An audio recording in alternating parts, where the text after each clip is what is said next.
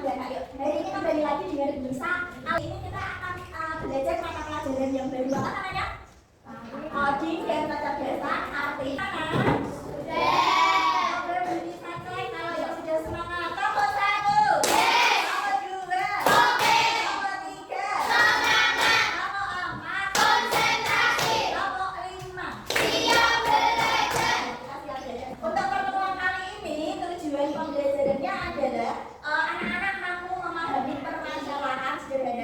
dalam kehidupan sehari-hari, menerapkannya dalam pemecahan masalah yang sistematis, serta menulis instruksi yang logis dan terstruktur menggunakan sekumpulan kosakata yang mudah dipahami. Siapa yang tadi pagi setelah bangun langsung sholat subuh?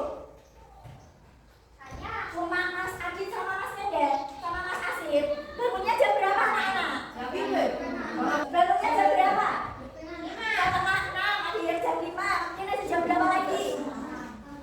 Setengah 7. Setelah bangun biasanya anak-anak ngapain? Langsung makan. Ada yang mandi, ada yang sholat. Kemudian apa lagi?